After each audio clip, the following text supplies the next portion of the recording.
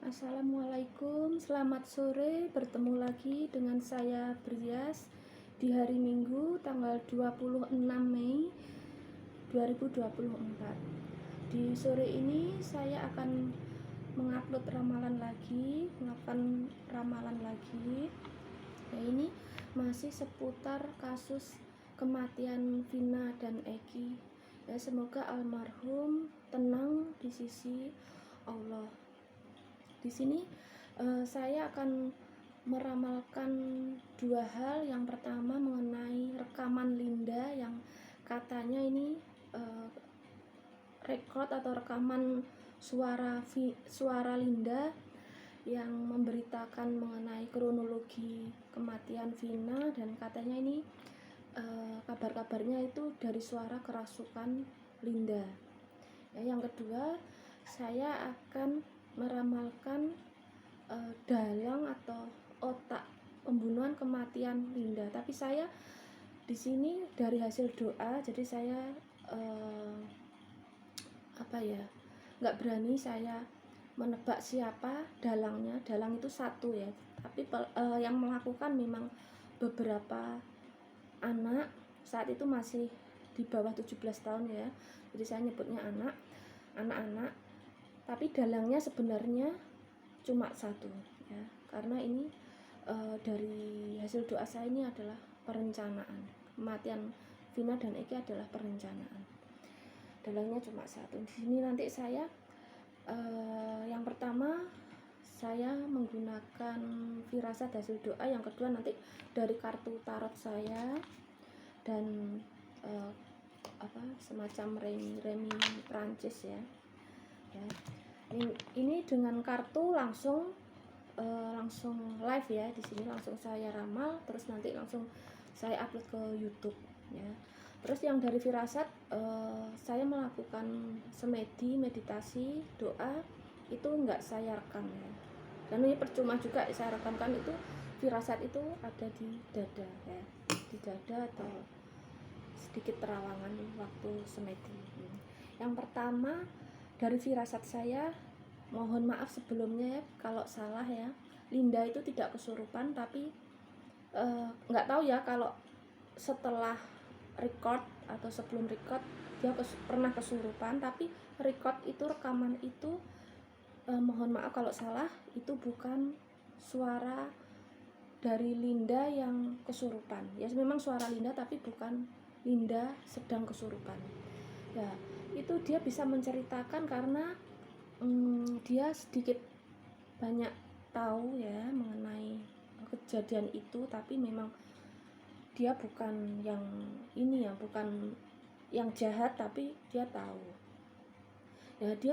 Dia kok menceritakan sambil nangis itu, dia juga mohon maaf dia mengalami tekanan pikiran karena kasus ini dikuak lagi. Terus yang kedua, dalang dari kematian Vina dan Eki ini satu orang ya, dalangnya satu orang dan belum ditangkap. Yang ada dari 12 atau 13 yang sudah terdaftar itu di kepolisian, tapi orang tersebut belum ditangkap dan kemungkinan besar tidak akan bisa ditangkap ya. Terus usianya saat melakukan kejahatan itu usia berapa? Usia di bawah 18, di bawah 17 tahun ya. Kenapa kok sulit ditangkap atau kemungkinan besar nggak bisa ditangkap, saya nggak bisa menjelaskan ya. Ini dari firasat hasil doa saya ya. Oke, ini saya akan melakukan doa dengan tarot dan oracle. Kondisi Linda ketika direkam atau terekam itu bagaimana, dan setelah, atau maaf, yang kedua mengenai masih Linda. Yang pertanyaan pertama, waktu kondisi Linda mau direkam atau terekam itu, terus saat ini kondisi Linda bagaimana jiwanya, terus sifatnya Linda ya. Oke, saya akan pertama berdoa kondisi Linda waktu terekam atau direkam suaranya untuk memberi kesaksian. Linda di sini adalah sahabat dari Vina Dewi Arsita. sahabat dari almarhum.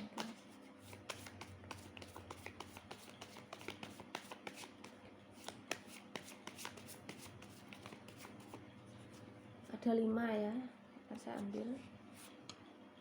Nah, benar, mengalami tekanan psikis dan ingin rasanya memberontak. Jadi memberontak itu dia tidak gimana ya, dia tahu pelaku-pelakunya dan dia ingin apa ya, segera terkuak. Rasanya nggak terima sahabatnya meninggal secara tragis seperti itu, tapi dia nggak bisa berbuat apa-apa. Dan di sini makanya disekap, dia nggak bisa berbuat apa-apa. Tapi orang-orang yang sekitar Linda ini, sahabat dari Vina Dewi Arsita, sahabat dari almarhum Vina Dewi Arsita, di sini lihat, ini memusuhi Linda, mengancam ya. Di sini ada pedang ya, dan Linda ini merasa terancam, tertekan, sangat tertekan ya. Mungkin diancam mati atau gimana, nggak tahu. Ini karena senjata ya. Terus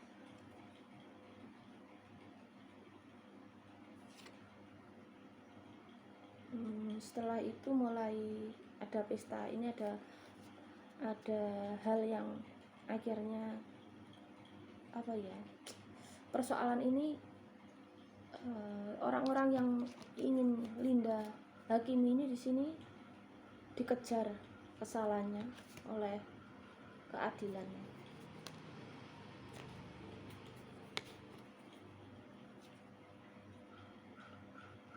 Berusaha keras dalam persoalan ini.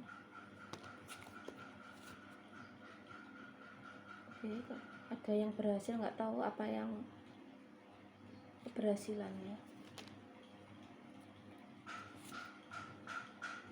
Terus mengalami tekanan lagi. Jadi hasil akhirnya dia mengalami tekanan psikis ya, dari hubungan, nggak tahu hubungan dengan siapa ini, pasangan, suami. Saya nggak tahu persis mengenai kehidupan Linda ya, sahabat dari almarhum Vina. Tapi di sini mengalami tekanan psikis. Akhirnya dia ya ngomong itu tadi. Terus ada yang merekam, menyebarkan rekaman itu. Terus yang kedua, sifat Linda. Ini masih seputar Linda. Saya akan mengambil 5 kartu dari kartu remi saya.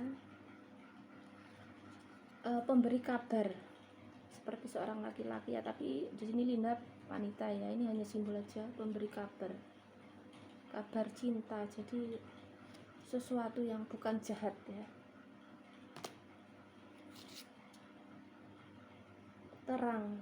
Terang ini malaikat ya, berarti dia ada hal yang kehidupan dia juga diterangi Tuhan.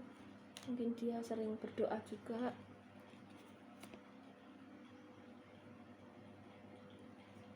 Pohon, seperti pohon melindungi.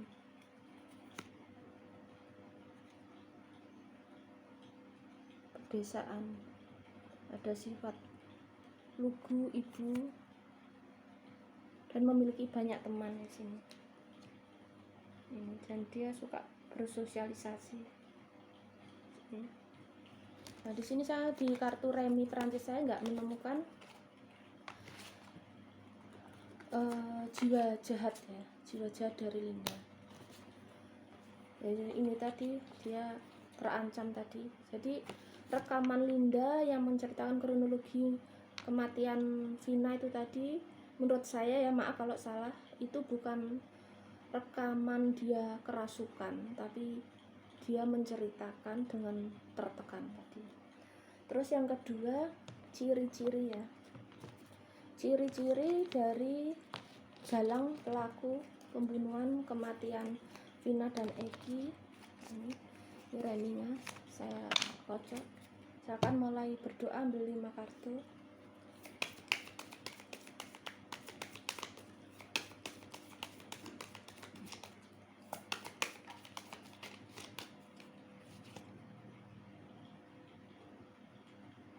Pegunungan, atau mungkin suka pegunungan ya, memiliki hobi di pegunungan. Ini maaf ya, saya siaran ini cahayanya kurang ya, mungkin nanti saya akan tambahi lampu, padahal ini sudah pakai lampu.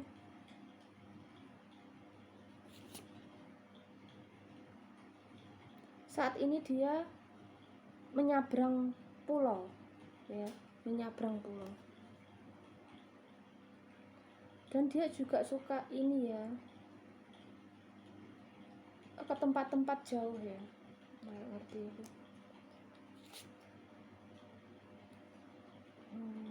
Ini hubungan ke gedung ini biasanya terhubung dengan pejabat ya, atau dia bisa jadi orang ya. Nah, saya nggak akan yang lebih star diikuti pangkat derajat ya. Saya nggak, ini dari dalangnya, tapi saya nggak mau bicara siapa, takut salah ya. Di sini hanya ramalan.